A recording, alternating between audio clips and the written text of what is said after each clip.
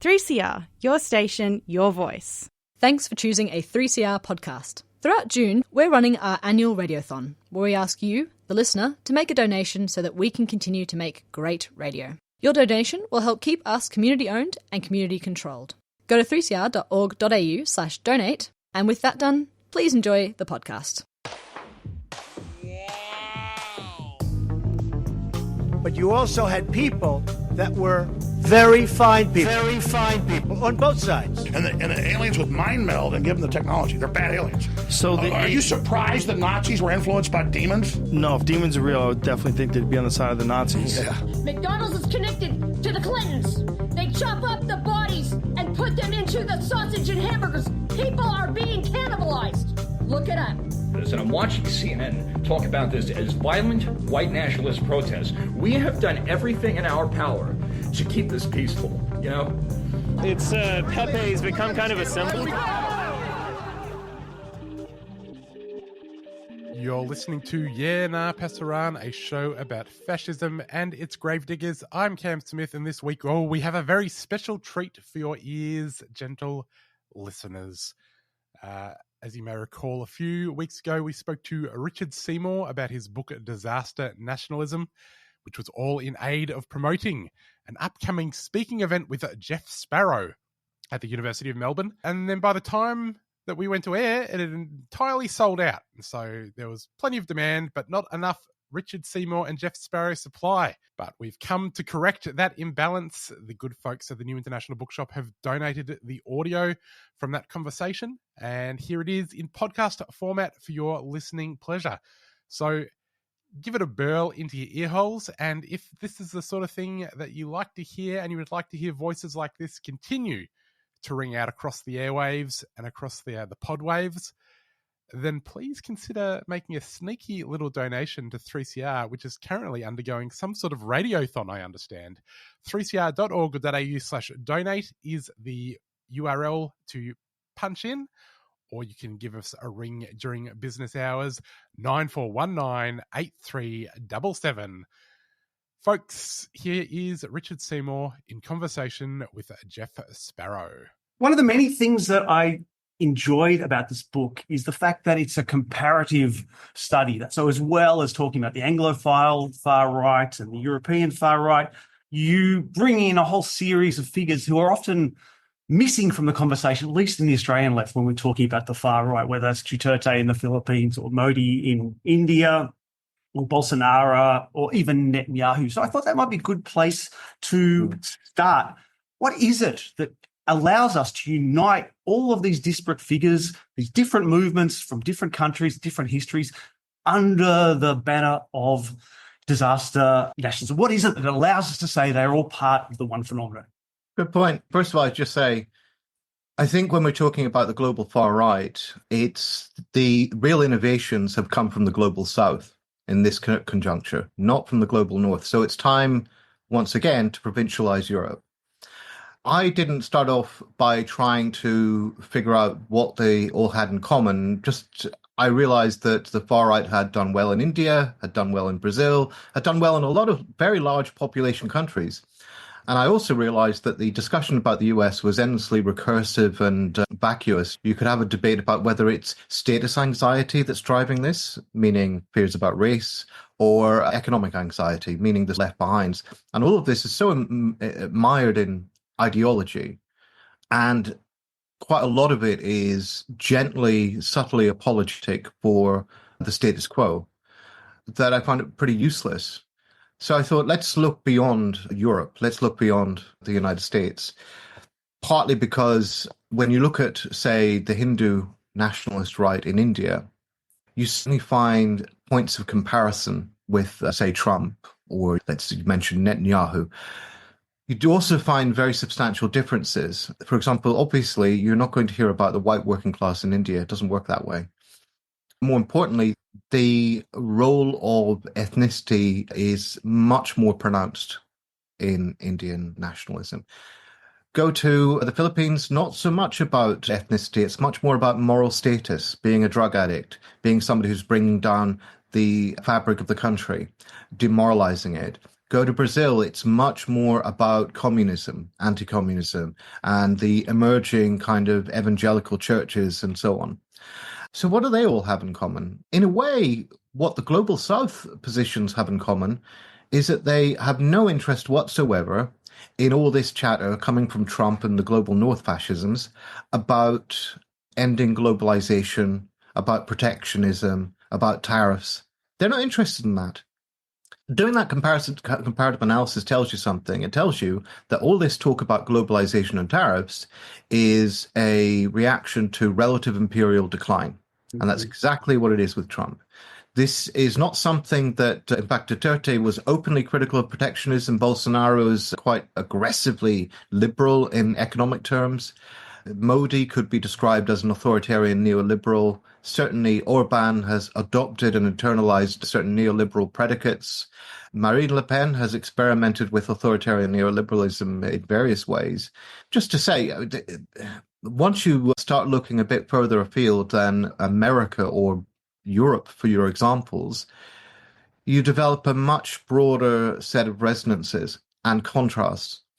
Another thing that holds them fairly much in common is the emphasis on machismo, but a very cartoonish, comical machismo, a very stylized, simulacral machismo that you can see associated with Andrew Tate and so on, which specializes in two faces. One is extreme transgression.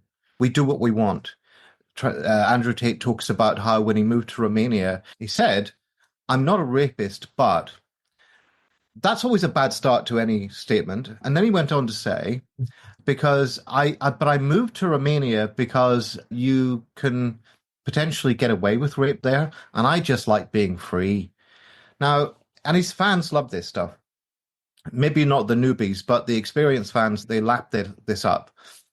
Okay, so there's a performance of extreme transgression. It's not just that they're doing the things, which they are. Obviously, these guys, the Tate brothers, were arrested for trafficking, enslaving women, but that they make a show of it. It's a unique selling point. That's quite important. The other side of it, though, is a quite paranoid and extreme conspiracist notion of sexual evil. In other words, there is a global elite pedophile ring that is running through Hollywood and the Vatican and the White House and pizza parlors and furniture chains, and they are trafficking children and abusing them and so on. And then that sort of spans out into stuff about sex education being brainwashing, about bathroom predators. In India, they have what's called Romeo jihad.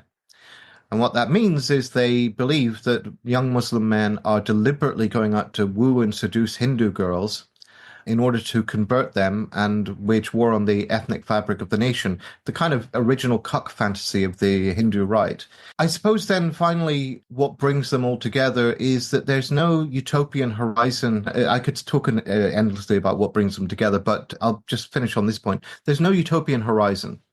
So it's not like interwar fascism where you had the idea, we're going to go out and colonize someplace.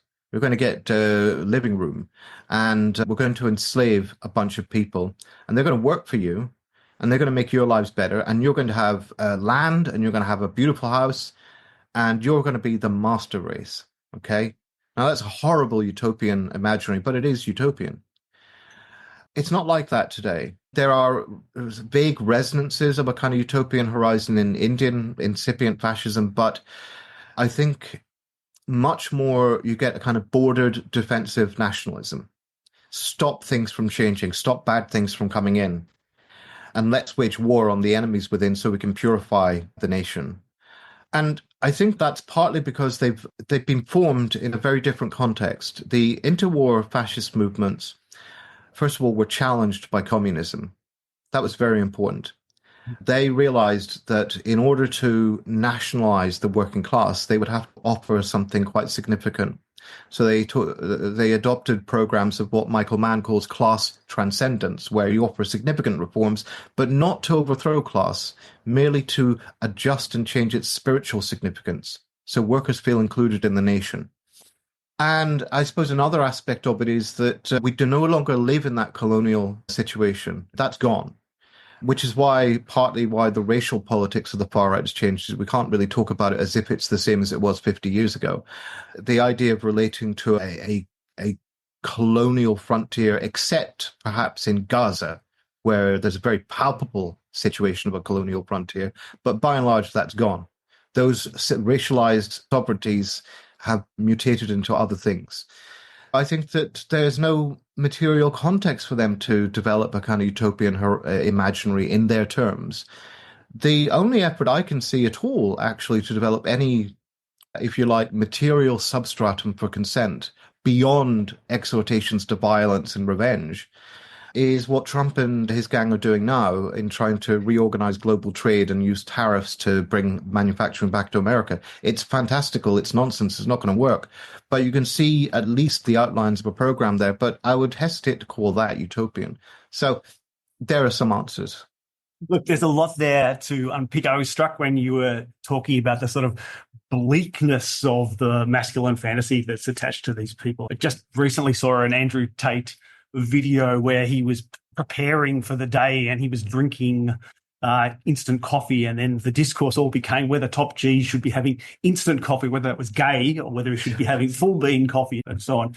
But in terms of actually doing the thing, one of the reasons I thought the comparative stuff in your book was so useful is because, as you say, Duterte, Modi, they really do the thing in terms of extreme violence, massive repression, and so on and so forth. So I wonder if you could speak a little bit about the relationship between the different manifestations of this phenomenon. Because after all, on face value, and I think you hinted at this, there is this contradiction between a kind of nativist national program and this international phenomenon. How do they relate? I know Dave Renton, for instance, talks about a right-wing permanent revolution where where a local disaster nationalism follows from the achievements that have happened elsewhere. Is that a useful way to think about it? Or how might we think about how these things relate to each other? And then given the violence that we've seen, say, in the Philippines or in India, what does that tell us about how Trumpism might develop?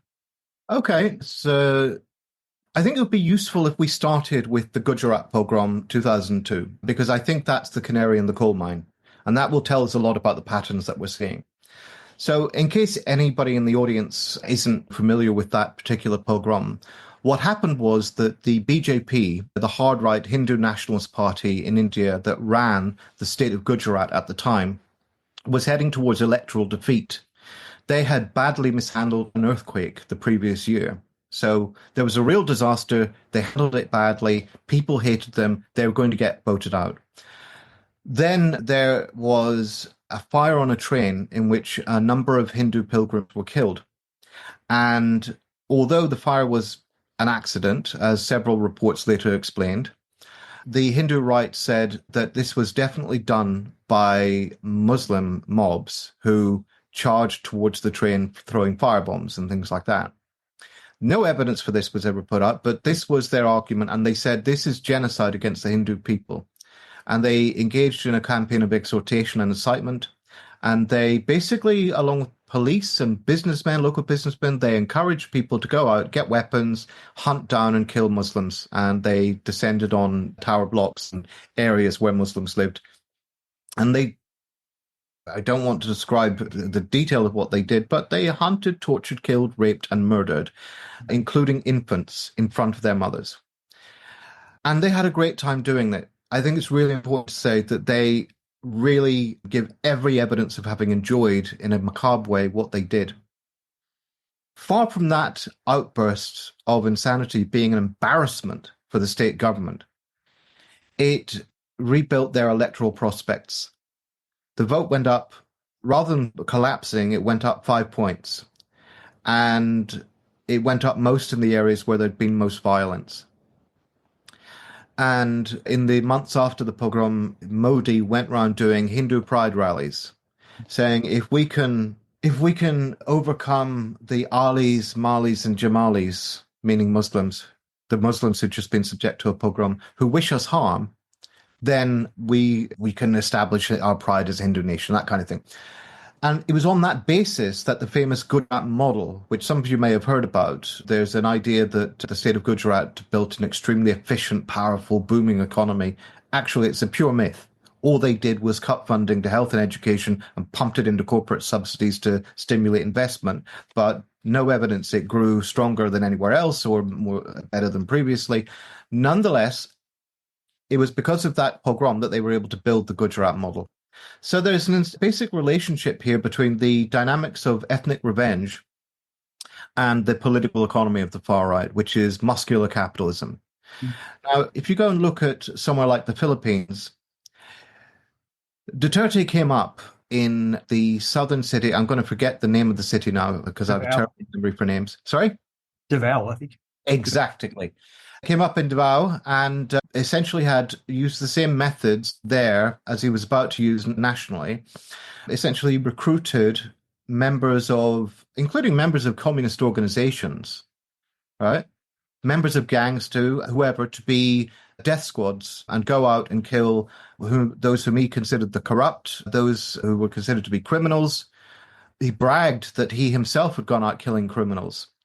In his campaigning in 2016, he more or less openly said, look, Hitler killed so many million Jews. There are so many million drug addicts in this country, and I'm happy to kill every single one of them. Two things about that. One, of course, is he's saying, and he consistently says, I'm going to murder people, lots of people. You elect me, and I will murder people. Second thing is the Hitler comparison is not incidental. The new far right thrives on its trolling references and associations with the old far right. So we've got violence as a unique selling point, and we've got links to historical fascism as a unique selling point. Do you think it's a coincidence that people like Musk and Bannon have been doing the Sieg Heil? There's a reason they're doing this. Just to come back to the violence, I think the really important thing to say is that it is not just state violence. It's not just top-down violence. It's collective bottom-up violence. And in fact, it becomes most dangerous when it's a fusion of state and popular violence. That's exactly what happened in India. That's obviously what happened in the Philippines. The death squads that were set up, the DDS, the diehard Duterte supporters as they branded themselves, were members of the police, but they were also just ordinary civilians. And Duterte went on television and said, hey, listen, if you're unemployed, I've got a job for you. Go out and kill a drug addict. And they did. And the extraordinary thing about that is that the polls showed that even though the majority of the population were scared that they or someone they knew might get killed by these death squads, 90% at least supported Duterte. And that support for Duterte was strongly predicated on, or approved of Duterte, we should say, strongly predicated on strong support for the drugs war. Because suddenly you had little old grannies who could walk the streets, not run into the corner boys, feel a bit safe. I'm not saying that it necessarily got any better for ordinary people. Certainly poverty didn't improve, it got a little bit worse. The economy didn't do substantially better. But I am saying that emotionally and psychologically, this violence was part of a dynamic that improved people's perceptions of their lives. And that's a problem. And it's one that it's a very difficult one for us on the left to confront. So, yeah, it's when this, what I would refer to as a dialectic of mutual radicalization takes place that becomes most dangerous. And what I mean by that is you have an armed base, and they're capable of going beyond what the law allows. And the government, to some extent, because it's a government and because they haven't overthrown bourgeois democracy, that's really important, they're still limited by the law. Even if they try to challenge and provoke the law, they're still limited by it and its languages. So the armed base can go further. So the leadership incites, exhorts, directs people towards enemies, frames the situation, says that's the person that's doing this to you. The armed base goes out and kills them, or does commit some sort of violence, like, for example, murdering people during Black Lives Matter protests in the US in 2020. And what the government can then do is back that up, can defend it, like Trump defended Kyle Rittenhouse. And in fact, the whole American right swung behind Kyle Rittenhouse. And they can make it a campaign, a moral crusade. And they can also delegate state forces to reinforce what the armed base have been doing, which is exactly what Trump did. And there comes a point where essentially both sides are spurring one another on. They're egging one another on. I noticed this pattern not through studying the US and India and what have you, but actually by looking at Nazi Germany and looking at the research by the historian Otto Dov-Kulka on the patterns of policy formation in Nazi Germany, whether it's the Nuremberg laws or Kristallnacht and the subsequent purges.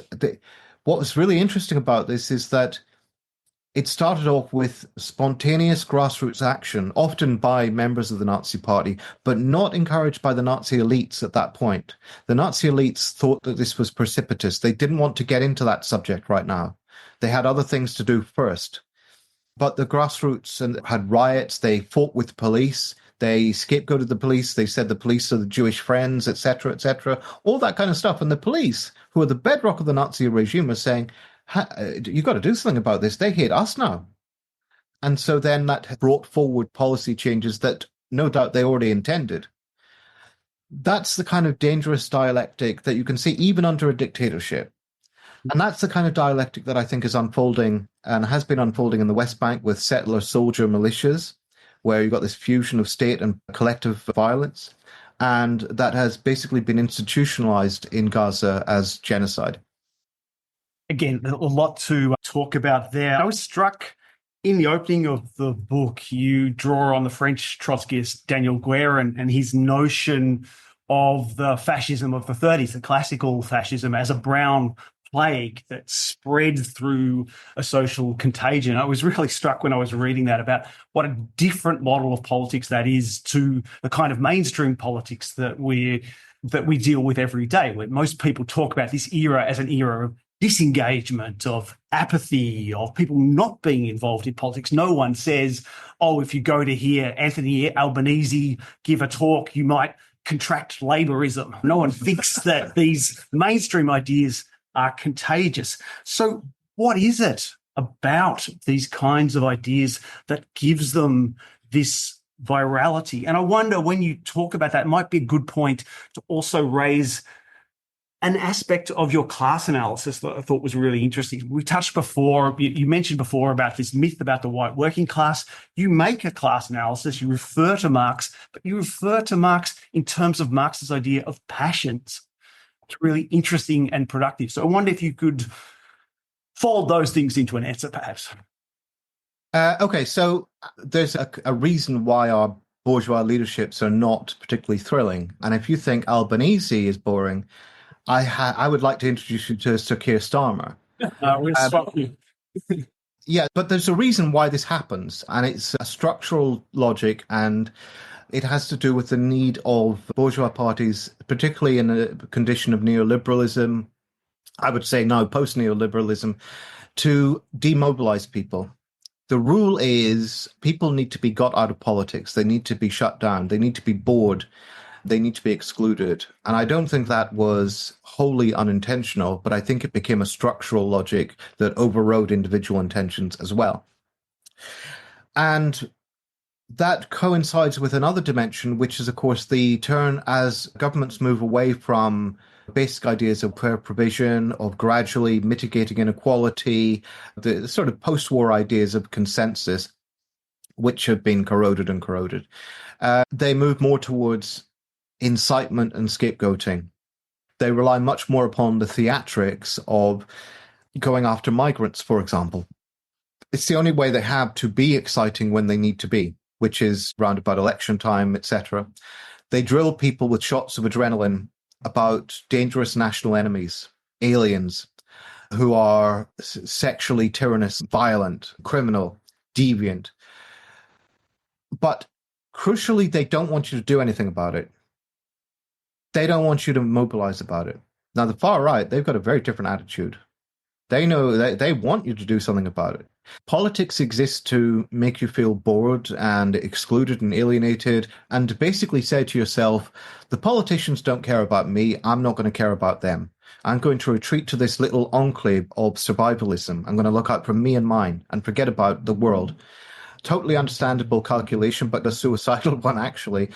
But what the far right says it wants you to think is, oh, I can do something about this.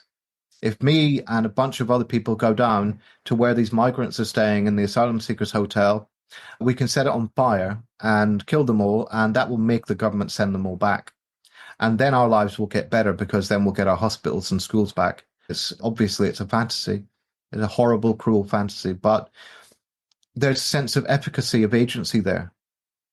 So this turns us to the passions, and in terms of class analysis, I think it's when I emphasize the downwardly mobile and those who've been through disasters of various kinds, reference a broad set of correlations, which basically suggests that it's not a question of necessarily of what class you're in terms of your susceptibility to this kind of right-wing nationalism, but rather what trajectory you've been on for a few decades.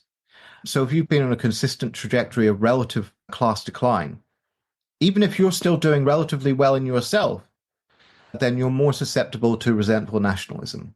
And if you look at the insurrectionists on, I think, the 6th of January 2021, most of those people, you would have thought the trope is that the far-right activists would mostly be unemployed, losers, whatever. They were mostly people, apart from the hardcore of ex-military and ex-cops, mostly people who had run businesses and who'd done quite well, especially in the boom years, but recently had been undergoing experiences of bankruptcy and decline. And this was a general pattern. And we find the same in Britain. We find the same in Brazil. Relative decline is just a way of talking about the fact that capitalism is set up to regularly bring crisis to people's lives. It's a precarious anarchic system. It's also one predicated on ever-growing and steepening inequality. And that means that the slope is very steep if you have to fall. And when you fall, you'll fall hard. It's also a system where we've been told for years, decades, that you can't trust anyone. Everybody is a competitor. Everybody else is a risk to be managed. Anyone could be the one to stick the knife in. Don't trust them. Anybody who talks about the public interest, oh, they're lying. They're pursuing their own rational self-maximizing strategy. You've got to be savvy about this. Neoliberalism tries to convince us that we're all entrepreneurial, risk-taking capitalists, and that our belief in tribal solidarity and equality is antiquated, and we need to leave it behind. And you've got basically the idea that is being spread that I can't trust anyone. On top of that, you've also got, in addition to the growing equality, the social sadism being built around it. So on the one hand, you have credulous cultures of arse-kissing towards the successful. Like Donald Trump, before he became a presidential candidate, he was the guy on The Apprentice who said, "You're fired." And that was the libidinal high on the show. He was the guy who you got onto Oprah and asked him crawling, deferential questions about what he thought about the world. And there's a whole bunch of people like that. You know, Elon Musk, everybody thought this guy was a genius. Now, as soon as he's in public view, opening his mouth, it's very clear that he's not a genius. But the people really refer to the successful in neoliberal capitalism as though it's a matter of their innate talents and virtues. On the other side, there's incredible cruelty towards those who fall to the bottom, as if it's your fault for being there. You deserve not only to be there, but to be kicked further, because your very existence makes us aware of the abyss that lies below us. Your very existence taunts us and horrifies us, and we want to punish you for that. So we're going to send debt collectors and bailiffs to kick in your door, and we're going to put that on television. Mm-hmm. We're going to make television shows about Benefit Street, where cartoon characters and mockery of people living on benefits. We're going to call you chavs. We're going to villainize and demonize you so that, it's legitimate and rational at that point to be frightened of downward mobility. Failure is always toxic. Now it's absolutely desolate. Failure. Who wants to fail? And then, you compound that with all the random misfortunes in people's lives and the failures that they go through. Like, it's no coincidence that a lot of the men who are attracted to far-right politics on specifically MRA grounds, the older ones disproportionately are divorced. And it's a joke, but it's not a joke. Because for them, divorce is actually existentially terrifying. They don't know what to do now. They're going to go, and it's a subject of pop cultural derision. You're going to go and live in some horrible flat bachelor's pad, and because you're a man and you've been socialized in this way, you're not going to take care of yourself properly. You're going to live in shit. And you're going to have a miserable, lonely life for the rest of your remaining years. I mean, it's not surprising. You sign up for Andrew Tate's Hustler University as a response. Yeah, I mean, that guy will teach you how to be a man. Now, you mentioned Tate and the whole business about caffeine and non-decaffeinated tea and all the rest of it and what's gay and what's not. What's really interesting to me is that his kind of affect and his preening self-care a couple of decades ago, even a decade ago, I think, would have been regarded as metrosexual and gay, right? And now that is the affect of all the MRAs and incels and so on. What you need to do is you need to wax your ball sack, and I mean, this is fine if that's your thing, but it suggests to me that the strutting and the performance of power is really a cover for a deeper sense of fragility and vulnerability and falling apart and lack of efficacy. And these masculinist solutions are not solutions. Like any symptom, it exists to avoid the solution. Anyway, sorry, I don't know if I'm answering your question here. I've gone off on a tangent. That's what these discussions are for. But let's talk about the disaster aspect of disaster nationalism, because I think that's really important as well, because I think a lot of people are taking consolation in the sense that these regimes, these movements are inevitably going to fail. It's like the coyote is going to run off the cliff and then realize it's on thin air and it's going to collapse. Or in the environmental movement, that at some point climate change will manifest in a particularly horrific way, and then everyone will realize how bad it is, and then something will happen. It seems to be one of the really important things about your argument is that it stresses this yearning for disaster, this excitement around the idea of civilizational collapse, and then down the line some sense that this will be brought back under control in some way. So I wonder a little bit if you could talk about how that works, and then what the sort of implications of that are for the longevity of these regimes. Okay, so there's a couple of things here. First of all, this new far right has been obsessed with imaginary disasters. Now, that aspect of it I don't think is new. Like, I think if you go back and look at the interwar far right and their fantasies about Judeo-Bolshevism, etc., that's a disaster fantasy. But nonetheless, it's notable that this new far right began by fantasizing that Obama in America was going to introduce death camps. That would be the upshot of Medicare. I mean, crazy fantasy, but there it was. And then it was about great replacement and white genocide.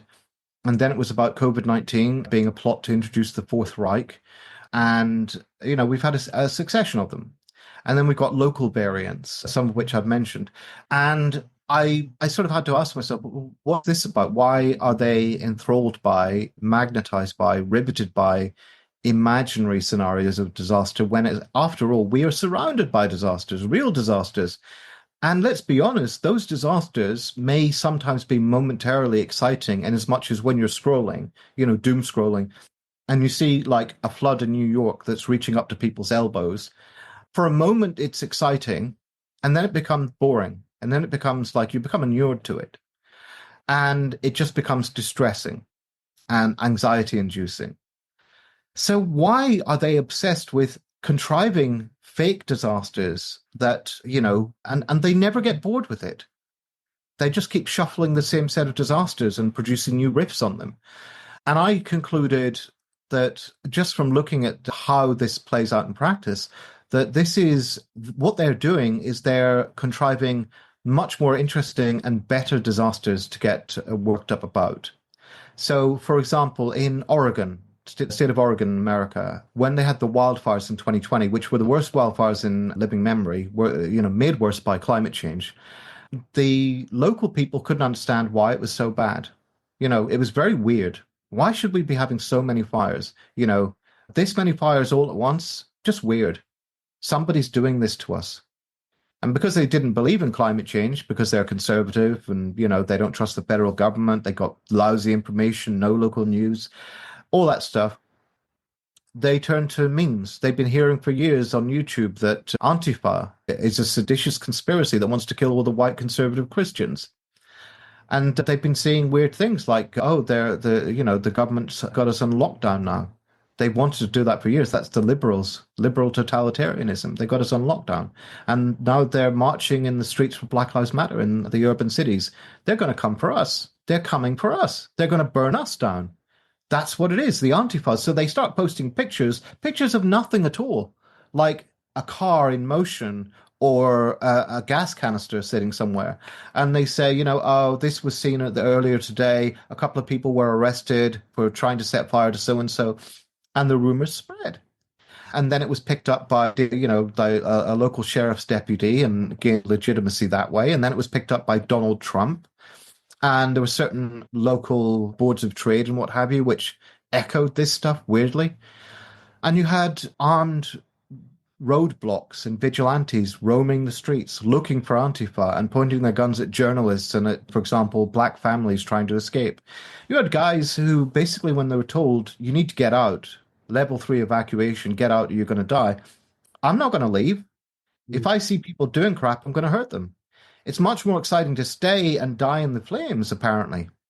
Now, what struck me about that is that, first of all, this is a society that has been undergoing serial chronic disasters, from the credit crunch, growing unemployment, growing poverty, addiction rates, highest addiction rates in America. This is before the fentanyl crisis, very high alcoholism rates, and growing deaths of despair, like suicides or people just killing themselves with drugs. You've got a place where the local economy, particularly in rural areas, has been falling apart, where news media, the news ecology has fallen apart. People are dependent on Facebook and Nextdoor and what have you. They've been through disasters, and there's a pattern where the sociologist Kai Erikson describes, and he's worked on disasters and popular response to disasters for decades.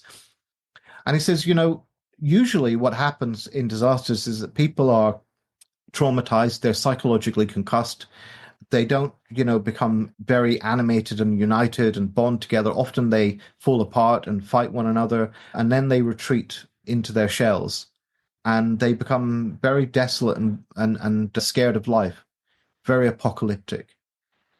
Well, that's not what was happening here with the wildfire conspiracy theories. What was happening here was that they had discovered an alternative to this pervasive depression and apathy. They discovered an exciting way of engaging with a disaster as not some almost impossible to deal with problem that had afflicted them from the outside, like, climate change or capitalism or whatever. You can't get your hands around climate change, even if you believed in it. You can't get your hands around capitalism, even if you thought that was the problem. You can't shoot either of these things, and you can't take them to court. They're big, unwieldy abstractions, and the means that we have to deal with them, namely radical left organization and trade unions, have been eroding for decades. I mean, what's left of historical communism is very little indeed. So what are you going to do about it? But somebody instead says, you're being threatened. There are human beings out there doing this to you, and you can get a gun and kill them. It gives you an artificial concreteness. Antifa, that's somebody I can kill. Then I can go and shoot at Black Lives Matter, and then I can march on the Capitol and string up the communists in charge and all their pedophiles and Satan-worshipping friends. It's destined to escalate. It can't stop once it started, because if you compare it to a phobia, like a phobic response, if you're afraid of spiders, you kill one spider, that doesn't cure you of arachnophobia. You've got to keep killing them. And that's kind of the logic here. Ultimately, because it's a symptom that exists to avoid the solution, it is destined to spiral into ever larger violent outbursts. It's an addictive sort of churn of passion. And to that extent, I would say it is a response to something that is valid in and of itself. The sense of inefficacy, the sense of being threatened, the sense of one having enemies. I mean, those people in that state definitely do have enemies, just not the enemies they think they do. And their enemies are a lot less about individual human beings and a lot more about systems. But, it starts with something valid, and through a combination of political demobilization and disarmament over decades, and you could argue in a kind of Wilhelm Reich sense, psychosexual formation.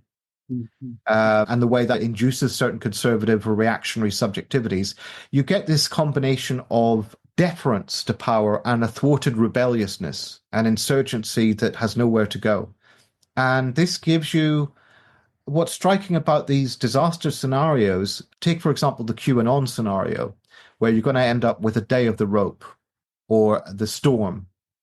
Donald Trump and his guys in power will overcome the evildoers, and they're going to round up all the lefties, all the Hollywood pinkos, and all the Democrats, and put them in a public square and murder them, or deport them to Guantanamo, or both. And there'll be a military coup, and then virtue will be restored. Okay, now that's pretty straightforwardly old-fashioned fascist fantasy. But I suppose the idea is that nothing fundamental or systemic needs to change, right? So you're still going to have capitalism, you're still going to have the nation state, you're still going to have wars and military and all the rest of it. Every institutional outline remains exactly as it is. All that happens it seems radical, you're killing a lot of people, but all that happens is you change the personnel. Good guys for bad guys. And that's the fundamental structure of these disaster fantasies. You look at the people who tried to have an insurrection in Brazil, right? And it seems like Bolsonaro genuinely considered having a coup, but he couldn't get military support for it. But the people on the ground, they thought that the military were going to come and bail them out, right? So we will push, but ultimately the good guys in the status quo are going to come and bail us out. Same thing even with Prigozhin in Russia. He tried to march 50,000 troops up to Moscow, and he thought that Putin was going to align with him over the Minister of War, the Minister of Defense. And the fundamental structure of this fantasy is that something has gone wrong in power, but it's with bad guys taking over. The system remains fundamentally intact, and we need to kill and drive out the bad guys. And that's ultimately why this is such a violent form of politics, why violence is central to it, because it rests on ideas of cleansing, of bloody, violent cleansing. I've got about 3 minutes before I throw you to the masses to say questions, but I feel I would be remiss if I didn't at least raise the question of Gaza. I mean, I thought the latest thing that I was seeing on social media was that, if you had a funeral every day for the people who are on the official death toll in Gaza, it would be 46 years before you had finished burying the babies alone. And it seems to me that, that this genocide being carried out by an apartheid state is in some respects like a perfect storm for the serious Nazis, the people who want to conduct genocides all around the world. It normalizes their worst impulses. But I guess the question I want to put to you is, how does this relate to these disaster nationalists, particularly in a context where so many of the people who are cheering on this genocide in Australia, it's the Labor Party. It's the people who put themselves forward as the staunchest opponents of the Donald Trump. We never have anything to do with those people, but yet we are for this genocide. So what role does Gaza play in this formation? And quickly, so then I'll pass you over to the masses. So very quickly, I think if you look at the structure of the relationship between the political center and the far right, it's one of a kind of symbiosis, mutually reinforcing tendencies, meaning the center governs in such a way as to inculcate in people reactionary, vengeful, and dysphoric emotions. Like they basically tell you there's no alternative, nothing's going to get better.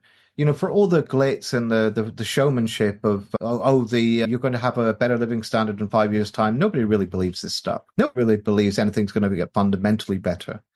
And certainly not because the politicians do anything. And then they tell you, this country is beset by aliens who are taking over.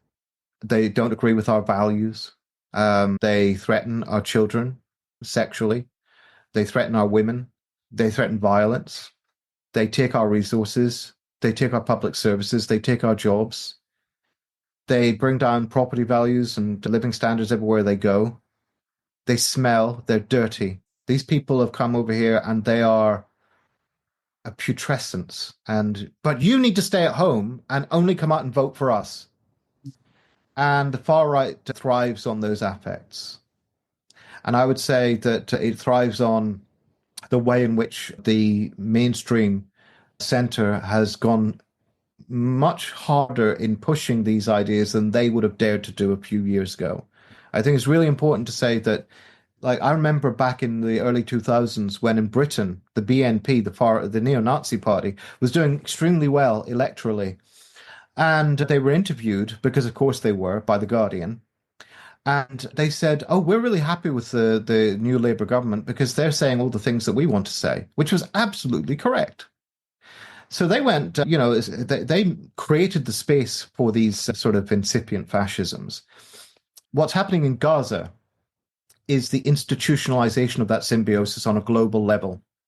Because what's happening in Gaza is that you've got a far-right government with actual fascists and eliminationist racists on the ground.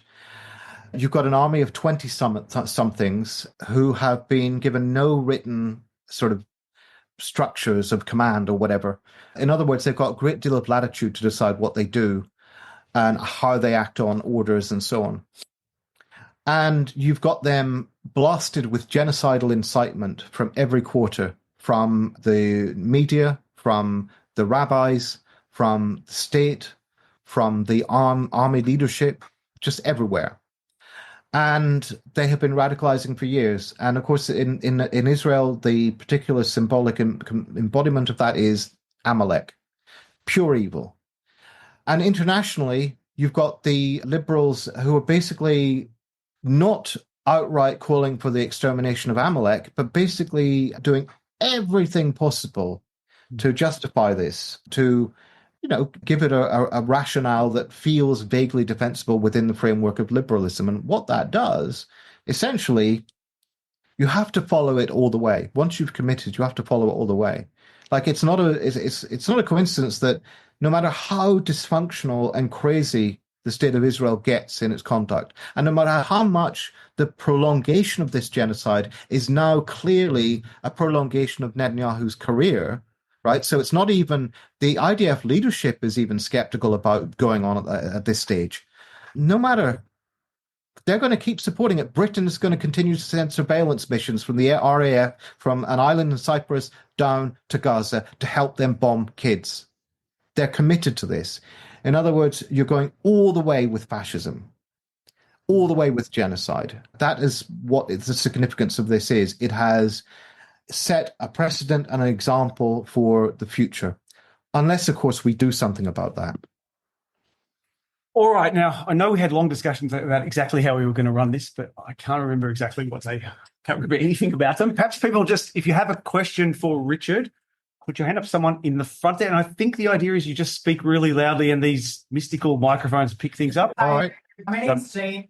I was just wanting to know what your thoughts on what's currently going on in the Philippines, since you mentioned the Philippines in your book, given that Duterte is currently in The Hague in the Netherlands, and given that, well, we all celebrate the fact that he might be going to jail there, but we cannot divorce the fact that it only happened because he was pro-China. If it was pro-United States, it's very, very unlikely that would have happened, given that in 1986, Marcos Sr. flew from the Philippines to Hawaii with the help of Ronald Reagan. So I just want to know, how do you think this would play out in the Philippines when it comes to disaster nationalism, as the tensions in the country is so high that you can literally smell them from Melbourne? So essentially, I don't know if this is so much about him being pro-China, because Duterte is vacillated in his affiliations, between China and the US historically. I think that part of what's going on here is a factional beef with the Bongbong Marcos and the Marcos dynasty. Obviously, Bongbong has continued the basic underlying pattern of violence, although not at the same scale. And I think that's an important shift.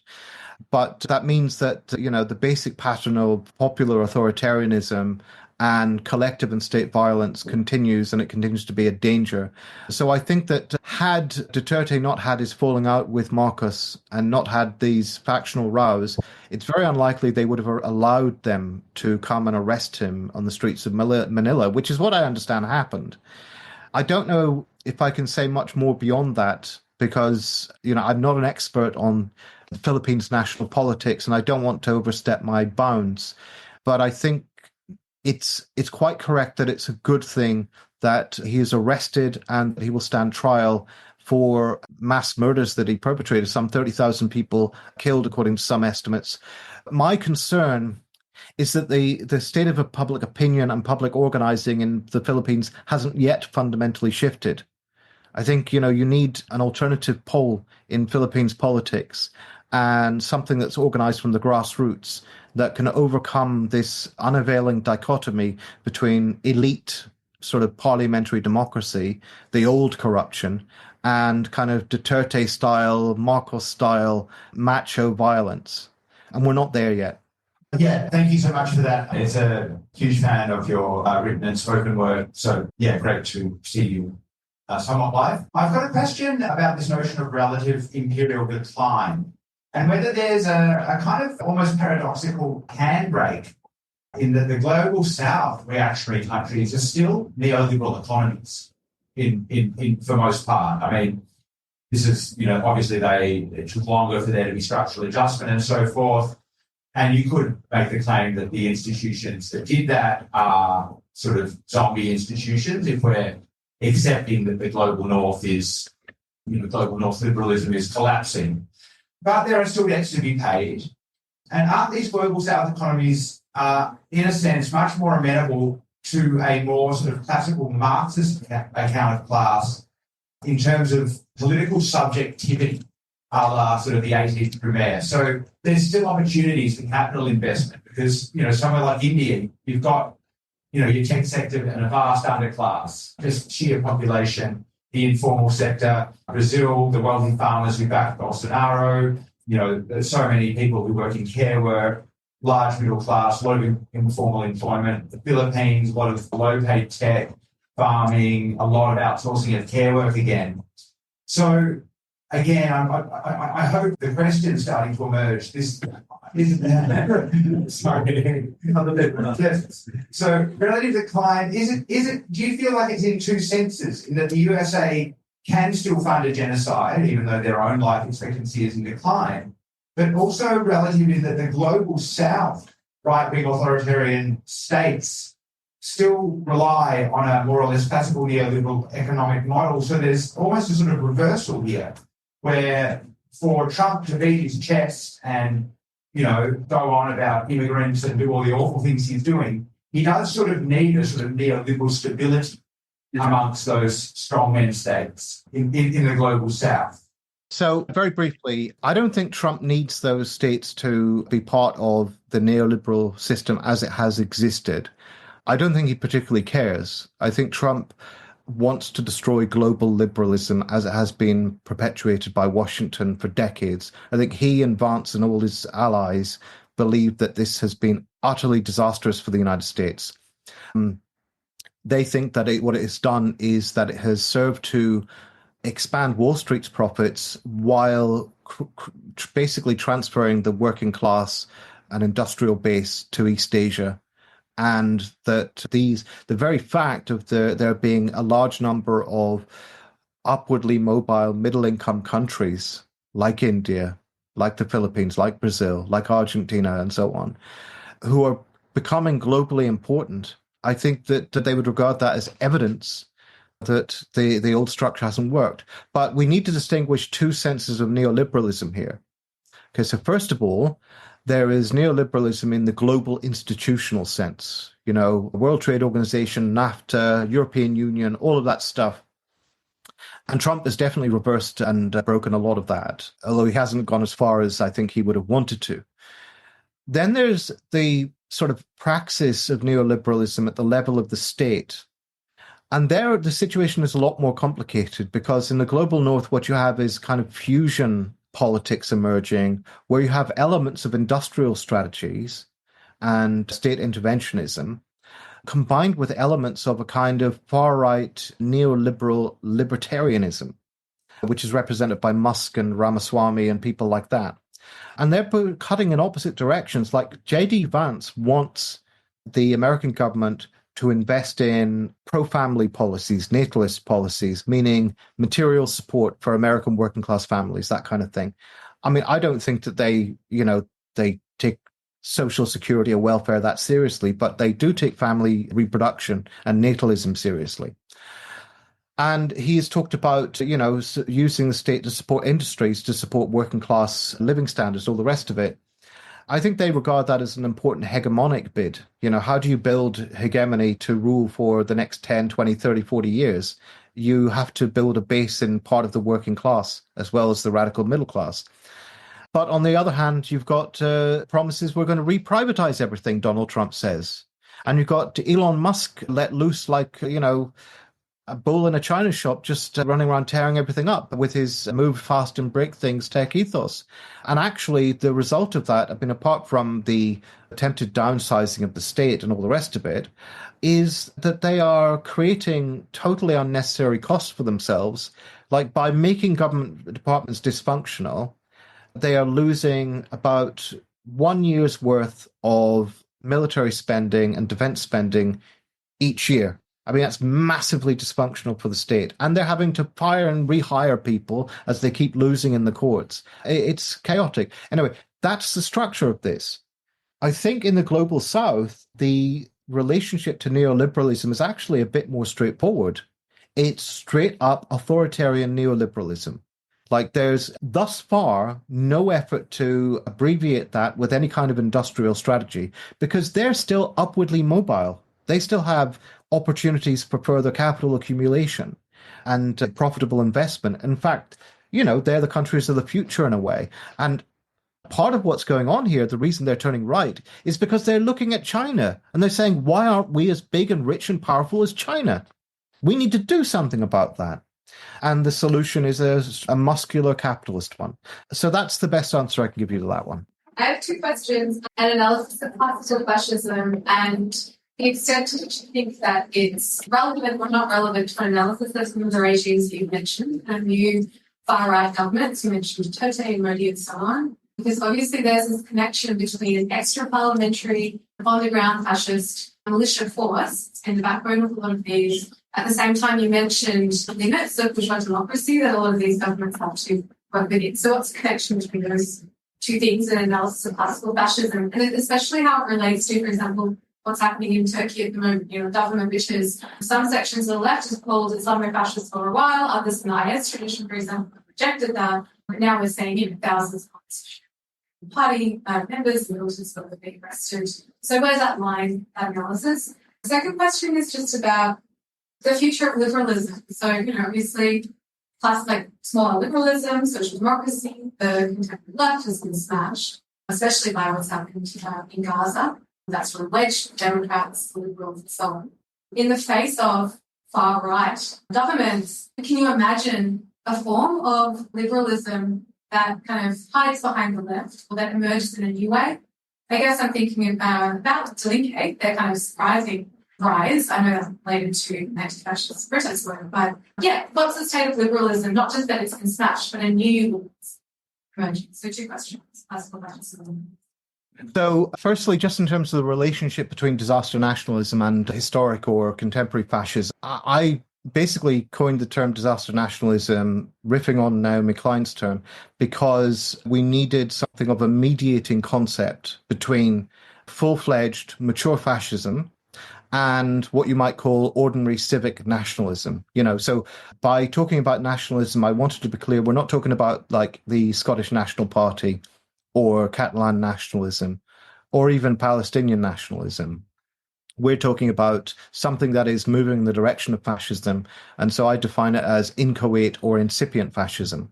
And how that relates to the regimes is, I think, the stage of development, the current phase of development of this incipient, inchoate fascism is one where the form of and degree of organization and ideological maturity is not such that they could overthrow parliamentary democracy. They could shut down all working class resistance and all democratic forces. That's not within their gift at the moment. But what you do see is a pattern where getting elected, rather than try and overthrow the majoritarian institutions, they have a confrontation with the courts. They have a confrontation with the constitutional framework. They seek a constitutional rupture. And there's a reason for that, because, and we've seen this in Hungary, for example. We're seeing it now with Trump picking fights with the courts and trying to get, like he wants judges to be impeached and what have you. It's not going to happen, but that's what he wants. And pushing towards a constitutional crisis. And the idea is, in their case, to create fait accompli. Move fast, break things, deal with the legal fallout afterwards. And hopefully you'll achieve more that way. That's the idea. And thereby push the balance of juridical forces towards in favor of ethnically exclusionary reaction, and particularly in favor of a kind of, how to put this, an investment of juridical and not just political power in the executive. Like what the executive says goes juridically. I think that's really important. And then, I could go on.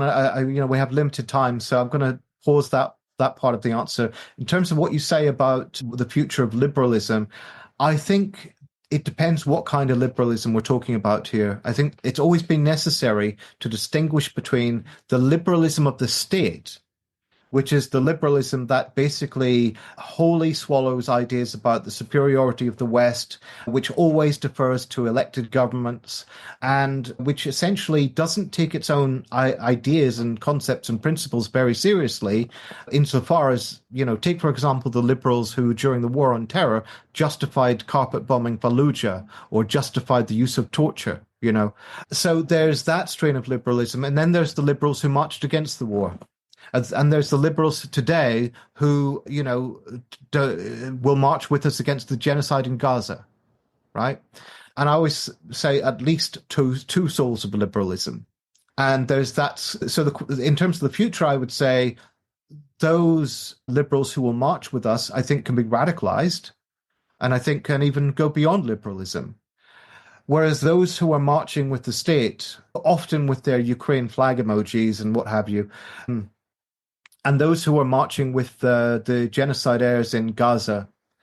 And, I think that they are part of a tradition of liberalism self-emptying, hollowing itself out by, there's an argument that Domenico Lacerdo makes that liberalism has always operated on a principle of exclusion. In other words, there's always somebody who is excluded from the cover of universal rights and so on, and bourgeois equality and legality. And to some extent, that's true.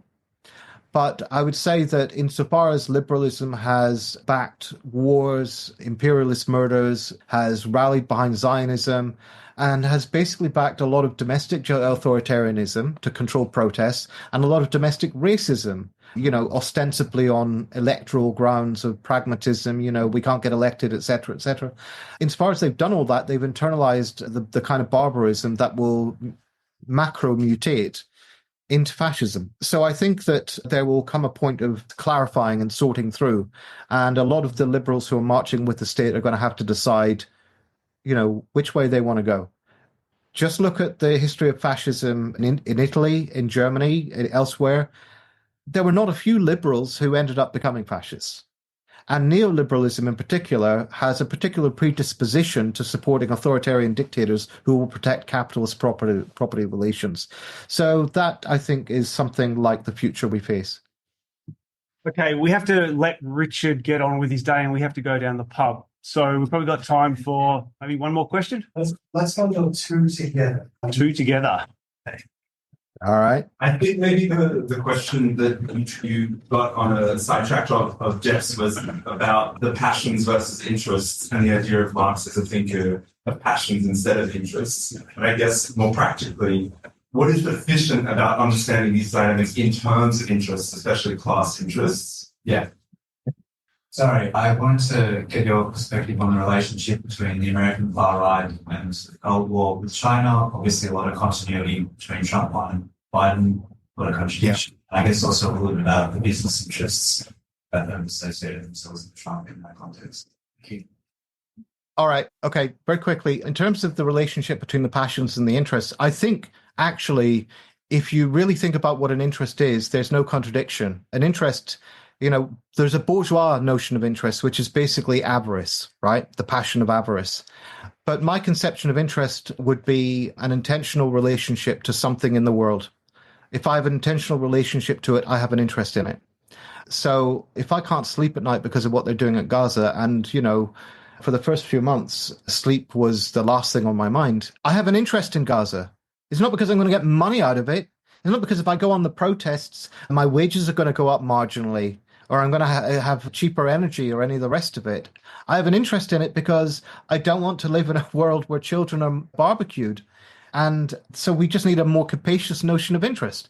And I think that actually, Marx's notion of interest, insofar as he talks about this, and frequently he's quite critical of this talk and prefers to talk instead about need and the sort of historical dialectic of need.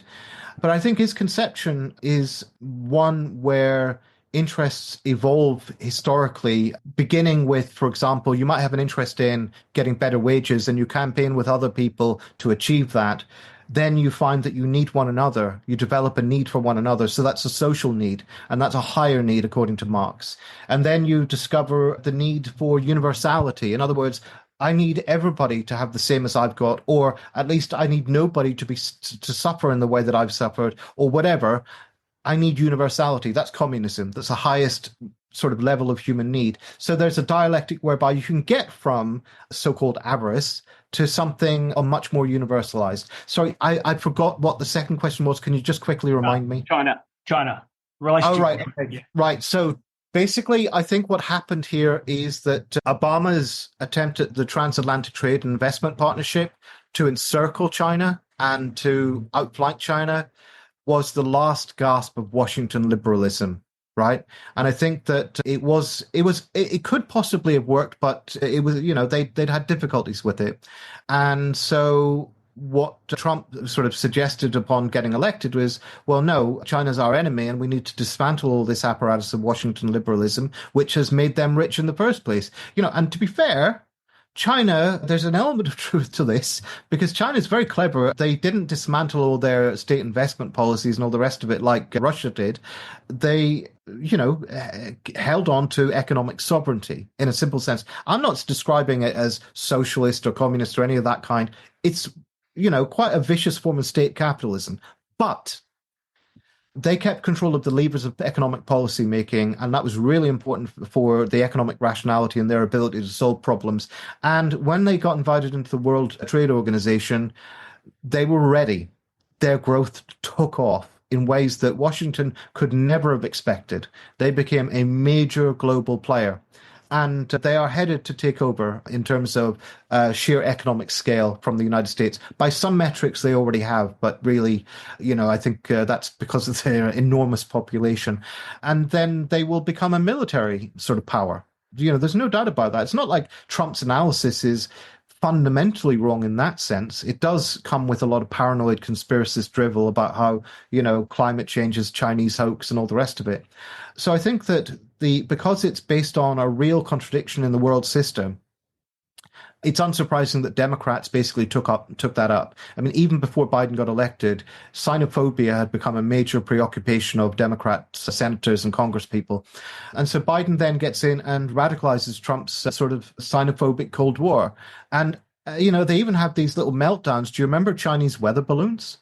I mean, this is crazy. This is it reminds me of the Havana syndrome thing, where basically nothing happened, but they decided that Fidel Castro had cursed them from his grave.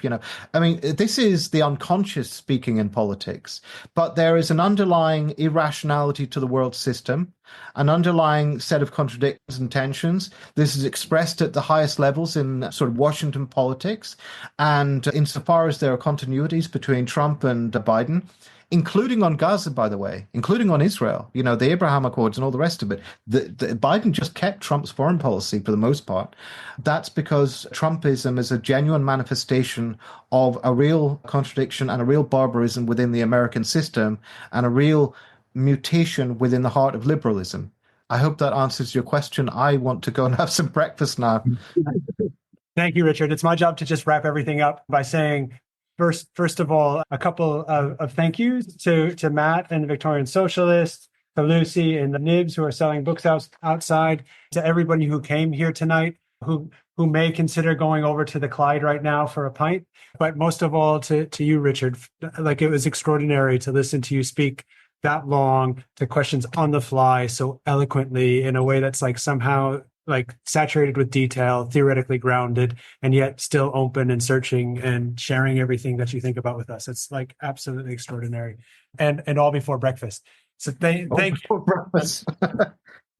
Well, that was Richard Seymour and Jeff Sparrow. They're having a chat about Disaster Nationalism. The book is available in all good bookstores. Don't know about this whole capitalism thing, folks. Sounds like it might have a few rough edges that need to be buffed out. 9419-8377 is the number to call during business hours to give us some money, or 3cr.org.au/donate. It is Radiothon time at 3CR.